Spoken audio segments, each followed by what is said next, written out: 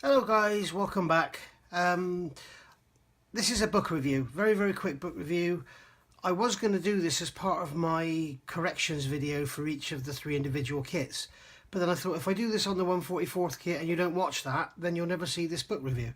So I thought I'd do a very quick book review and then do the 3 kit reviews afterwards. This is taking forever. So this is it's a book by Gerhard Taube, I guess you say his name. It's all in German. It's a German publication, so there's no translation or anything. I have to get by using the Google Translate on my iPhone, which is tough at times, and there's some words that the translator doesn't recognise. But Deutsche Eisenbahngeschütz, I believe that's German railway guns. So yeah, and this, I tried to translate it and I couldn't work out what it was. If you could tell me in the comments below, I'd be grateful. It was something about shiny artillery or something. So anyway, yeah, all about the railway guns. The 2 biggest guns of interest to the model maker in here, I think, would be the K5 Leopold and the Dora. And obviously today, this is the book I used for my references. I bought it back in 2014 and it wasn't that cheap then. And you can see I've looked after it, kept it immaculate. I believe it's quite cheap these days. But after this video, everyone's going to want it, so the price will go up again. So I'm going to jump straight in here, straight to the bit about the Dora. Schwerer Gustav II and Dora and Schwerer Gustav II. So obviously this book goes down the lines of there were 2 guns. I'm not going to get involved in that one. I don't know. So yeah, this is the book I use for my references. So you can see here there's some pictures. This is what it was actually designed to do. Here's Hitler on a stand on top of a railway car by the look of it. And yeah, he was basically, this gun was authorised and built to go and do the Maginot Line in France.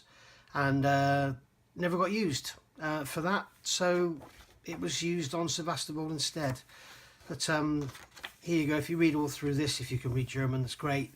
I can't. I was never even very good at German at school when I did it as a lesson. But this is a Krupp mortar gun by the look of it. So yeah, here's showing the different shells. And this is the Leopold shell here, the 28cm from the K5 compared to the 80cm shell from the Dora. And as you can see, you've got the different parts. You've got the aerodynamic part there and then the warhead and everything. And this is the charge, goes in the back. You actually get this in the kits, in all of them. So yeah, this is obviously some sort of linen, I'd imagine. So you could go to town with that with some tissue paper or something. And here it's showing the gun broken down into its respective parts. I do know that when it was assembled, you can see here that 4 of these, 2 of these and 1 of these. So you've got 4 bogies, 2 subcarriers, 1 subordinate. That went as 1 train. So well, you can see that here. Then you've got there all sorts of different photographs of them assembling the 2 halves together. And then they're starting to put the bits and pieces on the top for the actual gun mounts. And here they are loading more of the gun mount parts on. You can see here. Huge crane they built. All this was done on site. They built it in a factory, I don't know where, and then it was taken on wherever it was decided to be fired from and assembled there. It took about 2,500 men to do it all, with the digging the everything out and everything. This is all in the 35th scale kit, not in the other ones. In fact, I don't think that's in the 72nd scale. We'll have to have a look. Looking from inside, looking back, and then here we can see you put the engine house on. And then the barrel with its counterbalance on it, and then more of the barrel work going on, more of the barrel, assembling all the stuff onto the top, guys climbing up and down all over it. You can see here how clean it was, and so weathering this is not really an option. You just have to kind of use a bit of artistic license and make it like it's been out in the rain, perhaps, I don't know. And then here they are, greasing the barrel up inside, painting grease onto it. Interesting that it's not actually rifled. Then, yes, adding some more of the barrel there, more of the crane work, more counterbalance. And then this photograph here, I believe, one of these photographs was used as propaganda, because it looks like it's finished, but it's not. The gun's still got a lot to go on the front. That guy there is obviously bored, or he's about to sneeze, not sure. Got more going on here. As you can see, this is the rifling on the end of the barrel, and I can't quite make out if that's rifled. I think it is, or if it's just straight. It's certainly depicted as straight in the kit, so I don't know. And then more of the barrel. If you ever want to see pictures of the Dora gun barrel, this is the book to get, because there's lots of them.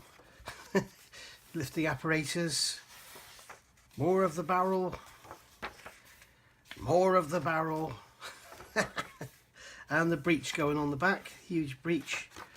And there's the whole thing assembled there, looking from the front, looking very menacing. Guy there looking into the breech, you can see just how big it is there. It's absolutely huge. And there it is, almost assembled. Loading mechanism going into the back. And there's the assembled gun. And these are the trains that shoved it around, and these are D311s, I think. And they, I wish somebody would make a kit of them. It was like split in the middle. It was 2 engines with the split in the middle. I think Mini Art, if you're listening, this is right up your street. This is just the sort of thing you make. Mini Art, look. See? There's lots of references and stuff. You could make one of these. It'd be really good. Thanks. It would be good to see. There's one there. Like you can see, it's split in the middle. And yeah, there's more of the loaders going in there. That's obviously some sort of cleaner that cleans out the barrel. And then, if I'm saying the wrong stuff here, please tell me, because I don't know a hell of a lot about this this gun and or guns in general. And then it's telling you about how it was actually brought to the line and assembled and everything. You can see here's the track. And at one point, I think you remember I mentioned that the tracks were joined together with these metal plates. You can see that going up through there. And you'll also remember I mentioned that it doesn't fire with its wheels sat on the rails. Well, the wheels are sat on the rails, but there's no weight on them. The actual main weight of the gun goes onto these frames here, which are sat on the sleepers. There's hydraulic rams inside and out that push down. And yeah, there we are, the covers over it, disguising it. Here we are, the snow in the background. Picture there with the of it in its sort of, you know, shelter, stop it being spotted by low-flying aircraft. I should imagine this thing was annihilated by aircraft from the UK. A little bit on the Morsel Carl Garret there. You see, I think one of them shows Thor. Here we go, you can see the, as I mentioned in my review of the decals, you can see the snake camouflage pattern put on the trains there.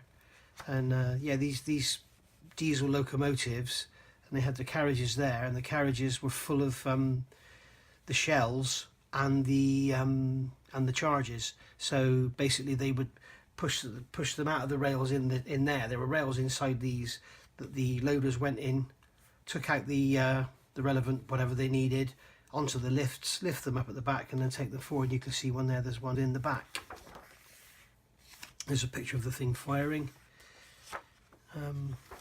Yeah, it's all impressive stuff. You can see more of the rail cars there. So it'd be really nice if somebody made these as a kit, because they're probably a standard rail car chassis with a different bodywork on. So it would be nice if somebody made them, and then, you know, they could make a standard rail car out of it as well. Perhaps Thunder Model will do something, eh? I'll have to have a chat. Yeah, and there we go. And then we go on then to the one that the Americans captured. This is, from what I can gather, this is the sort of damage it did. These are the holes it made in the ground. Quite phenomenal. You can see this is an 18-metre trench here, and it's 30 metres deep there. Quite amazing. And yeah, D311 diesel. So yeah, it would be nice to see that as a kit.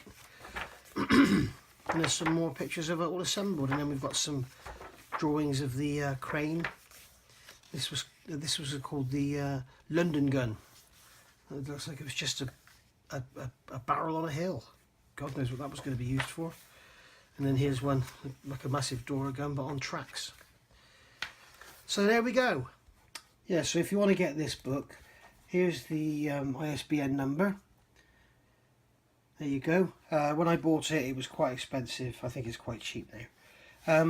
So there's the colour pictures you get on the outside. It's all black and white inside, but it's a book well worth having, and you'll hear me refer to it a lot. So thanks for watching this. If you've enjoyed this and you like this gun and everything, then please hit that subscribe button, because you'll see a lot more videos coming this way. I do some wing nut wing stuff, I do all sorts of stuff, World War One, World War Two, and if you ask for stuff, I'll do it. So if you need to see some hints, tips, videos or whatever, or how I do stuff, then just ask. So thanks for watching. Don't forget, hit that subscribe button please. I've got 353 I think subscribers now. I'd like to hit 500 by the end of December if possible, so tell your friends all about me. Thanks for watching. Bye bye.